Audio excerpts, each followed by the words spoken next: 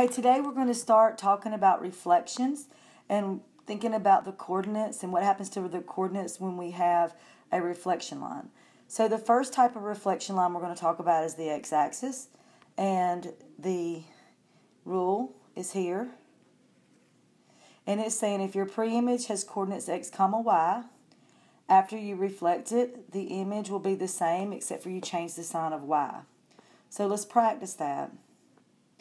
What I want you to do is reflect point A over the x-axis. Remember to change the sign of y. If I identify point A to have the coordinates -5, 8, then the reflection of A over the reflection line of the x-axis would be -5, -8. Now reflect point B. If I identify the coordinates of point B to be -6, 2 and reflect it over the x-axis, the image will have -6, -2 because I need to change the sign of the y-coordinate. Now reflect point C. When I identify the coordinates of C to be 6, 5 and reflect it over the x-axis by changing the y-coordinate, it would be graphed as followed. Now reflect point D. The coordinates for D are -2, 4. To reflect it over the x-axis, I need to change the sign of the y-coordinate. So the image would be -2, -4 as shown on the graph. If you connect your points and make the polygon as shown, you'll have this. Now to check your reflection, connect your corresponding points. So if I connect A and A prime, and B and B prime, C and C prime, D and D prime. All of those segments connecting corresponding points should be parallel lines, and each one should be perpendicular to the reflection line, the x-axis. Now let's talk about a different type of reflection line. Let's talk about the y-axis. So here's the rule that tells us about the reflection over the y-axis. When the pre-image has coordinates x, y, the rule says that the point of the image would be -x, y, which means just change the sign of the x-coordinate. So let's practice that. On this one, I want you to reflect over the y-axis this time. Reflect point Y. The coordinate for point Y is 1, 1. So if I change the sign of the x-coordinate, the image of y would be at -1, 1. Now reflect point J. The coordinates for J were 9, 3. If I change the sign of the x-coordinate, that would give me -9, 3. So J prime, or the image of J, would be as graphed. Now reflect point T. The coordinates for T are 9, 8. So reflected over the y-axis, I need to change the sign of the x-coordinate. So the image of T would be at -9, 8. Now connect your points. To check your reflection, you can connect your corresponding points. And when you connect them, if you've reflected it correctly, those segments should be parallel lines, and they should be perpendicular to your reflection line, the y-axis. Now let's talk about the last one we're going to talk about today is when your reflection line is y = x. So here's your rule on the chart. If your pre-image has coordinates x, y, then the image of a reflection over y = x would be y, x. All you do is swap your variables. It might be a good idea to screenshot this so you'll have a copy of this chart. Let's practice. We want to reflect this polygon over the line y = x. So follow the rules and change the coordinates. Swap the x and the y coordinate. So reflect point D. The coordinate for D was -1, 2. So if I swap the x and y coordinates, the image of D would be at 2, -1, as shown in the graph.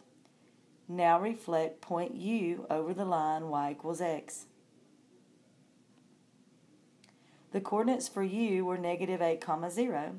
So if I swap my x and y coordinates, the image of U would be at 0, comma negative 8, as shown in the graph. Now reflect point R over the line y equals x. The coordinates for R are negative 8, comma 7. So when I swap my x and y coordinates, the image of R would be at 7, comma negative 8. Now reflect point P. The coordinates for P are negative 7, comma 3. So the image of P, when reflected over the line y equals x, would be at 3, comma negative 7.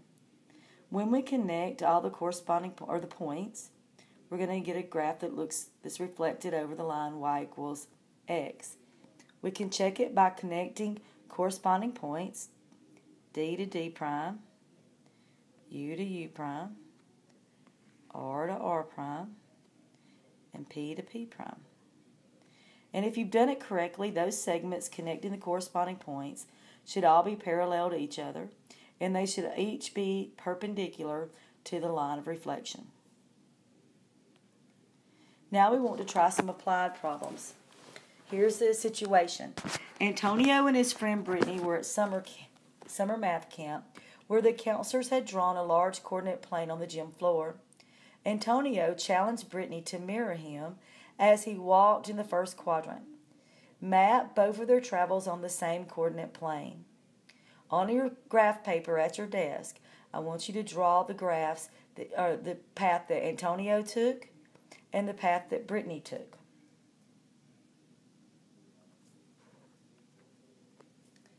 Here's how I graphed it. How did yours match up with mine?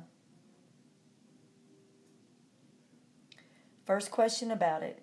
Did Brittany mirror Antonio's path? Yes, Brittany mirrored Antonio's path. Next, I want to know, what is the reflection line?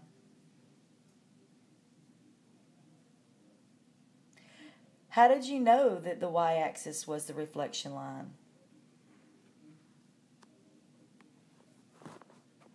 Several ways you can do it. If you connect your corresponding points, they should be parallel and they should be perpendicular to the y-axis. And so that's why the y-axis is your reflection line.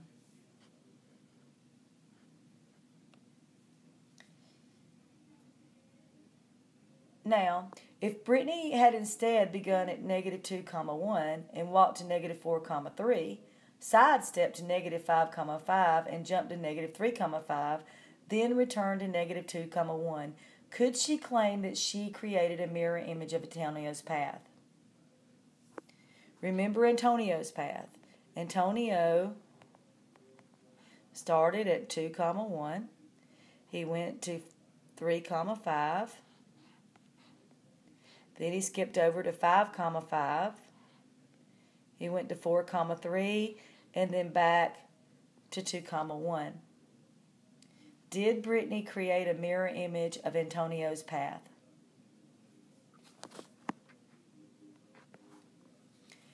Now Antonio and Brittany decided to change the game and use some letter blocks to mark the points they visited on the grid. Antonio placed the blocks A, B, and C as indicated by the points below. Then he drew a chalk line between them. Label the points, the coordinates Antonio used, and then construct the graph.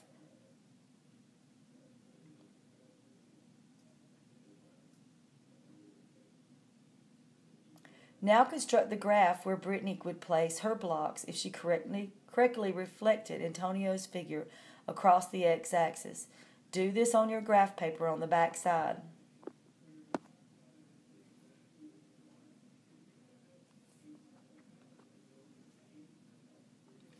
Each block Brittany placed corresponds to the one Antonio placed. List each pair of coordinates that correspond.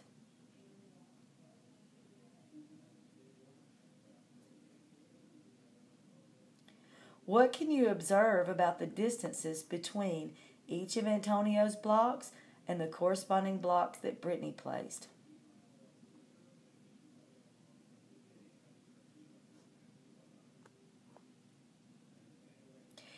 If Antonio walked 2 feet from block A towards block C, and Brittany mirrored his movement by walking 2 feet from blocks corresponding to A and C, would Brittany and Antonio be the same distance from the reflection line?